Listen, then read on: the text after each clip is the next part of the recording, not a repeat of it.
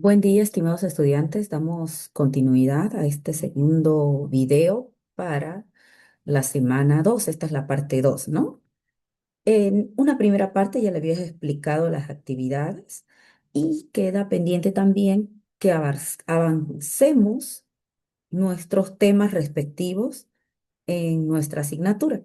Previo a ello, hacerles recuerdo, queridos jóvenes, que en el transcurso de la jornada del día lunes se les ha compartido un link de, de un Excel en línea donde ustedes tienen que llenar sus datos personales mismos, que también exige el número de cédula, y este mismo va a ser remitido para los permisos respectivos en nuestro proyecto sociocomunitario a ejecutarse el sábado 30 de mayo, desde las 8:30 hasta las 11:30, con sus respectivos puntos necesarios de nombre completo, cédula, para que mi persona haga la gestión de los permisos, ¿ya? Bien, avancemos materia. Para ello voy a compartir unas diapositivas.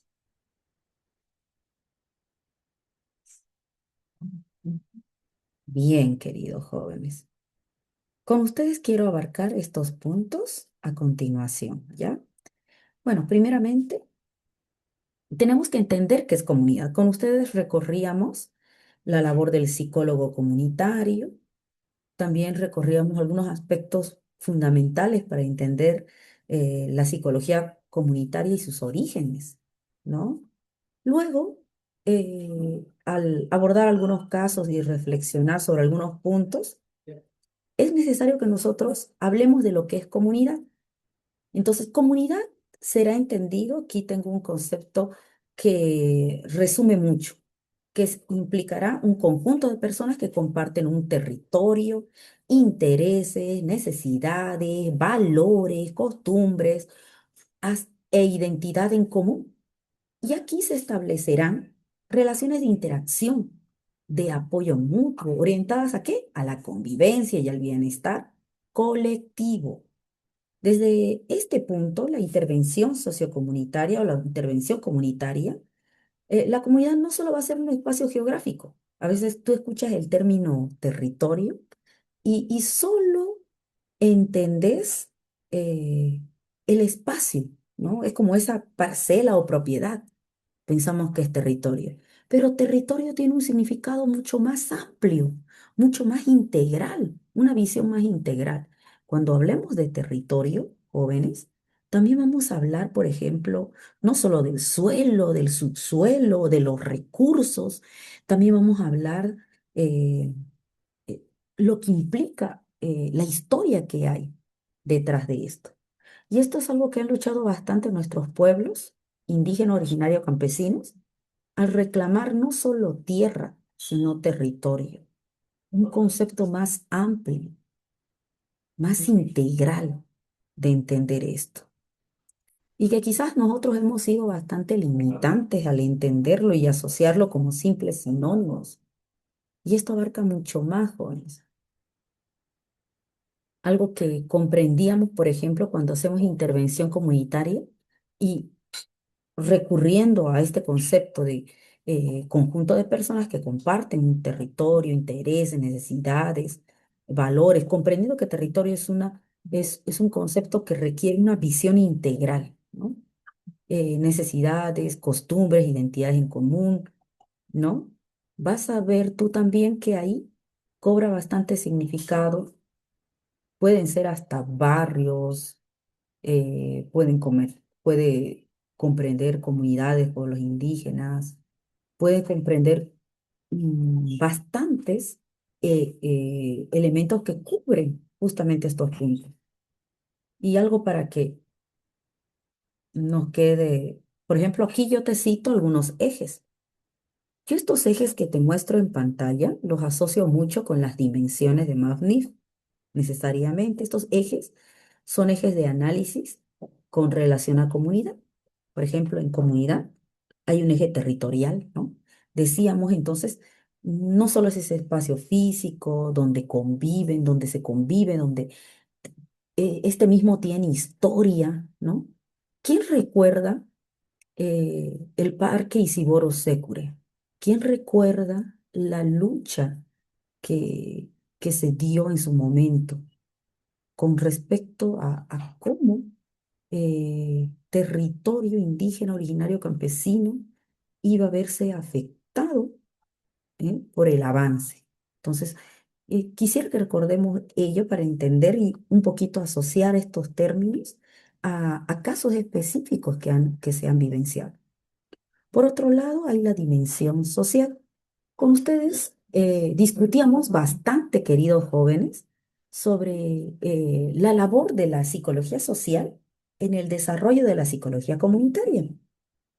Recuerdan de que decíamos que la base para la psicología comunitaria estaba, sus orígenes estaba también en la psicología social. Desde 1908-7 ya eh, la psicología social intentaba dar respuestas a algo que ya a partir de los años 60 y 70 la psicología comunitaria le da la respuesta. Y ahí entendíamos que la psicología social, como disciplina científica, intentaba entender el comportamiento y pensamiento del individuo en un entorno social. Ese es el concepto de psicología social. Y cuando nosotros abarcamos este eje del eje social, nos vamos a referir a estas relaciones entre los miembros. Nos referimos a la forma de convivencia, de organización que hay en las comunidades, ¿no? Y de participación. Inevitable en el eje social se asocia con estas dimensiones que hablaba Manfred McNiff. ¿Qué dimensiones específicamente? Participación, identidad. ¿Y saben qué? La dimensión de identidad de McNiff se asocia también mucho con territorio, porque muchas veces esta visión integral del territorio implica identidad de la zona, la historia ligada ahí. Aquí cruzan bastantes dimensiones de McNiff, cruzan con estos ejes y se asocian con estos ejes jóvenes. Quiero que rescatemos aquellos que hemos aprendido durante todos estos semestres con ustedes y comencemos a desarrollar, a concatenar, ¿no? El conocimiento, aquello que ustedes saben, esos conocimientos previos que ustedes tienen, conectarlo con esto que estamos aprendiendo, ¿ya? Seguimos, hay una dimensión cultural que entenderá esto, la dimensión cultural, estos valores, tradiciones, creencias, nuestras comunidades, pueblos y demás poseen mucho de este eje cultural, este conjunto de valores, de tradiciones, de creencias, el lenguaje, la costumbre, ¿bien? Esa identidad compartida, ¿no? Cuando tú vas a determinadas zonas de la Chiquitanía y evidencias esta identidad y podés evidenciar el bésiro, ¿no? Como esa lengua, ese idioma, esta lengua indígena originario campesino, asociada también a una forma peculiar que tiene de vida el chiquitano, ¿no? ¿Cómo se desarrolló en sus territorios respectivamente? Por ejemplo, cómo la chiquitanía te demuestra cómo los jesuitas tuvieron su impacto y dejaron huella en esos municipios. Distinto a lo que ocurría con otras culturas, ¿no? Fíjate en distinción del ayoreo, por ejemplo, yo te hago una distinción significativa con el ayoreo y cómo él vivió esta colonización, esta civilización, entre comillas, cómo vivió esto de ser, eh, eh, de hacerle entender, ¿no? Desde la cosmovisión civilizada, cómo llegó esto a tener un impacto directo con ellos. Entonces, yo creo y considero, queridos jóvenes, de que estos ejes nos ayudan a reflexionar sobre estos puntos importantes. Por otro lado, queridos jóvenes, también está el eje económico. El eje económico, ¿a qué hará alusión? Está relacionado con las actividades productivas, nuestras comunidades, donde nosotros por lo regular tenemos nuestras intervenciones, tienen actividades productivas, hay cierto empleo, recursos, condiciones de vida que los ayudan a subsistir. Y aquí bien quiero rescatar bastante qué dimensión estaría relacionada con ese eje económico, subsistencia. Recordemos que cuando Manfred Wagner analiza la dimensión subsistencia, esta dimensión subsistencia está caracterizada no solo por salud física, salud eh, mental, también implica esta misma las formas en las cuales el sujeto o los sujetos tienden a sobrevivir, ¿no? Cómo acoplan tales puntos para conseguir su alimentación oportuna y otros. ¿Qué estrategias, qué elementos? Y a veces también recalcarles que a veces nosotros abordamos mucho el eje económico, el eje de subsistencia. Eso es muy frecuente que recurramos en nuestros proyectos, responder solo a la dimensión subsistencia, aspectos de el eje económico propiamente dicho, solo comprendida en una parte y, y por lo regular ves de que el impacto de estas intervenciones no llega a ser el esperado. Bien, entonces aquí voy con otro eje, el eje político. El eje político hará referencia al poder, al liderazgo evidente en las comunidades. Hará también referencia a la toma de decisiones, a la participación. Ahí entra, ¿qué cosa? La dimensión de participación. ¿Cómo se organizan nuestras comunidades? Si quizás tú te vayas por el lado de Bajo y Soso, Camiri también ya y demás, verás vos que hay una forma de entender, digamos, del guaraní y la forma de organizarse, ¿no? De tener a su líder, de tener un cacique, como este mismo, ¿no? Desarrolla sus actividades cómo se organiza. Se ha creado una asamblea guaraní, cómo se organizan estos, a distinto del ayoreo. Por ejemplo, el ayoreo, cómo dimensiona el eje político. El ayoreo cada 2 años renueva su participación política y su liderazgo. Y su liderazgo está asociado a 7 familias, ¿no?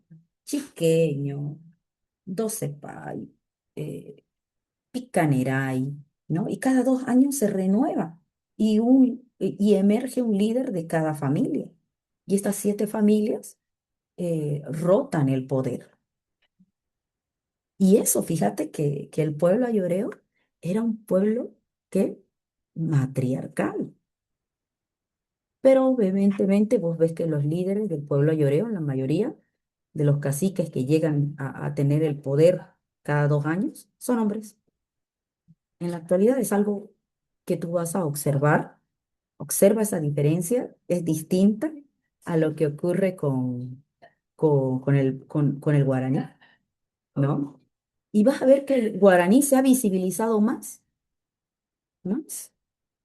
Sin embargo, ¿qué ocurre con el pueblo ayoreo? Esencialmente nómada, ves un declive, ¿no? Ves mayor vulnerabilidad si lo comparas con otros pueblos. Por supuesto que pueden haber pueblos más vulnerables. Yo ahí resalto bastante lo que está ocurriendo con los yuquis. El pueblo yuqui está desapareciendo, así como el Araona. Entonces, vemos esas diferencias en nuestras comunidades. Quizás mucho en intervención sociocomunitaria, intervención comunitaria. Recuerden aquellos que avanzaron en etnopsicología, ¿no? Sí, estos insumos son necesarios, ¿ya? Para nosotros, porque si bien nuestro proyecto está direccionado a intervención comunitaria en un centro de rehabilitación, pudimos también hacer nuestra intervención comunitaria en otros contextos, ¿no? Con niños, niñas en situación calle, pudimos también hacerlo con la comunidad llorera. ¿Ven lo desafiante que es el trabajo de la intervención comunitaria? Pudimos haber hecho también nuestro trabajo respectivo con otros pueblos indígenas, por supuesto que sí. Pudimos hacerlo en el centro de la ciudad también, donde hay poblaciones vulnerables. Por ejemplo, para que tú entiendas que estos ejes también los vemos en comunidad y los vemos también en poblaciones que puedan estar también en la ciudad capital o en distritos que componen nuestro municipio cruceño. Te cito, mira, la vulnerabilidad que puede haber.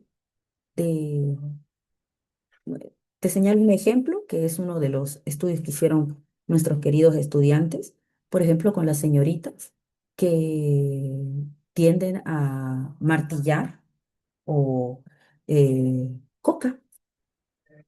Y ellas, por ejemplo, en la investigación realizada por compañeros suyos, con justamente las que eh, martillan la coca, justamente en las trancas de Cotoca, donde tú vas a hallar también que muchas veces son señoritas que tienen que vestir de tal forma, llamar la atención de los clientes y estos mismos se acercan a las señoritas, eh, no siempre de una forma educada y respetuosa, muchas veces vulnerándolas a ellas como mujeres, ¿no? Y observas y vos evidencias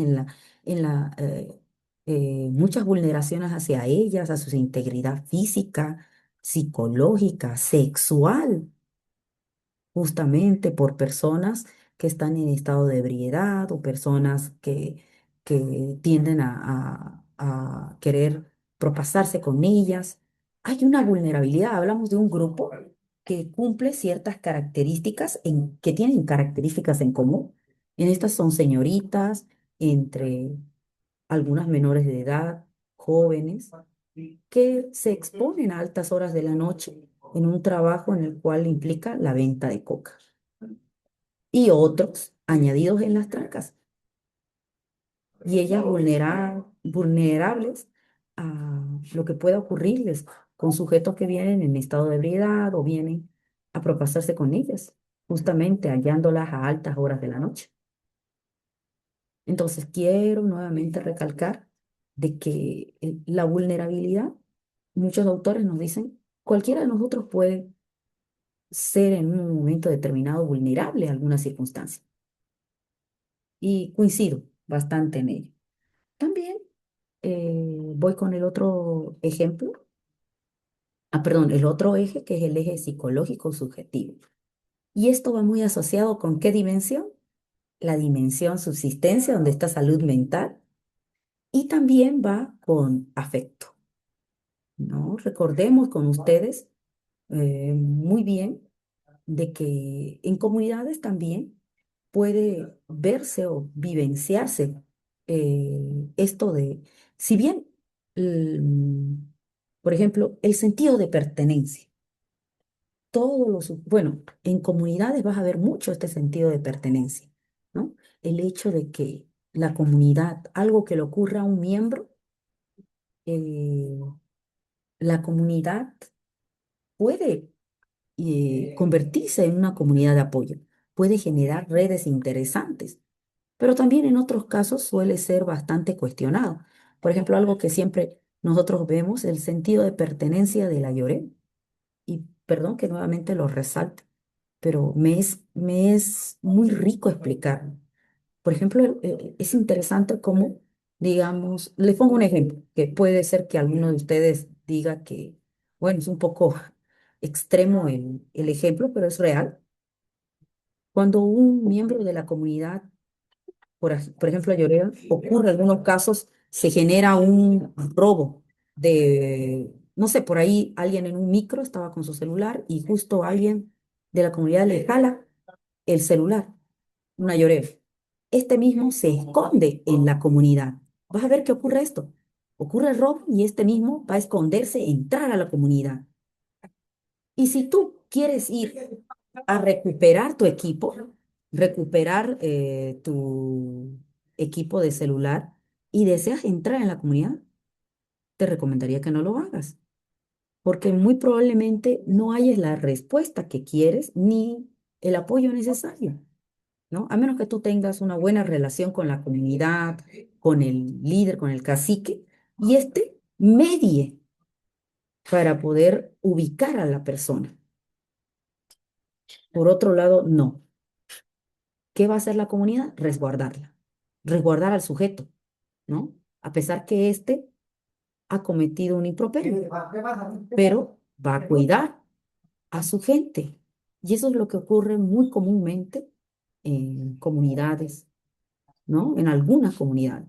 También fíjate ese sentido de comunidad y de pertenencia que tiene, eh, eh, por ejemplo, el segundo anillo de la, donde está la Toby, del deber. Quienes recuerden, quienes ubican, te darás cuenta que hay personas en situación calle. Si alguna vez tú has tomado nota, debajo hay una como pequeña comunidad, te cuento, de personas en situación de drogodependencia. ¿Por qué? Porque el segundo anillo de la Toby, el deber, es una zona considerada que todo el que llega ahí muy probablemente está ya en una situación de consumo que ha absorbido su vida. Entonces, vas a ver que debajo, en el canal de drenaje, vas a ver cama, varias camas de paja, esto. Con las grandes lluvias, muchos de ellos ven inundado lo que tienen, pero cuando no, ese lugar debajo, en el canal de drenaje, vas a ver, es como una pequeña comunidad. Varias personas se reúnen y descansan ahí, te cuento. Debajo es yo he tenido la experiencia de bajar ahí y eh, bajar ahí ha implicado para mí el comprender muchas cosas, ¿ya? He bajado, he visto unos colchones, he visto ropa desordenada, hecha bollo, restos de comida, de objetos también probablemente robados y otros, y personas en situación de una dependencia y justamente bajar para rescatar a una de ellas que no podía moverse, que podría haber perdido la vida. Bien, entonces todas estas situaciones, queridos estudiantes, ustedes la van hay un trabajo más adelante que nos pide que identifiquemos una población vulnerable. Nos pide que identifiquemos esa población vulnerable y hagamos esta identificación de las 9 dimensiones. Más adelante también lo vamos a ver, esa actividad. Bien, entonces, quiero que con ustedes reflexionemos esta parte. Y luego de que nosotros, ahora voy a entrar a la metodología, ¿ya? Antes de entrar a la metodología, quiero hablarte de esta estructura. Creo que no se ve muy bien, no sé por qué. Es una estructura donde nosotros hablamos de, por ejemplo, en proyectos siempre debemos pensar primero en el gran plan, programa, proyecto, actividades y tareas. Y eso lo vas a ver, esta estructura se ve muy recurrente cuando, por ejemplo, tú vas ¿cómo se llama? A ver un marco lógico. En los marcos lógicos vas a ver bastante esto de la meta del proyecto. Vas a ver también medios de verificación. Vas a ver supuestos. Y estos elementos son importantes. Con ustedes esto también lo vamos a analizar desmenuzando. Y esta estructura que yo les muestro aquí, también lo vas a hallar en Ezequiel Anderek, cómo elaborar proyectos, donde te taipea, te señala punto por punto. Bien, los elementos que emergen ahí. nuestro encuentro. Espero que nos encontremos, aparte de hacer nuestra actividad del Padlet, indagar aspectos de diagnóstico que todavía me falta exponerles más. Y bueno, ahí vamos a quedar provisionalmente, queridos jóvenes, ansiosa porque se dé nuestro próximo encuentro con ustedes. Bien, excelente. Entonces, ahí que queda este aspecto, queridos jóvenes. Vamos a dar concluido nuestro video. Saludos cordiales.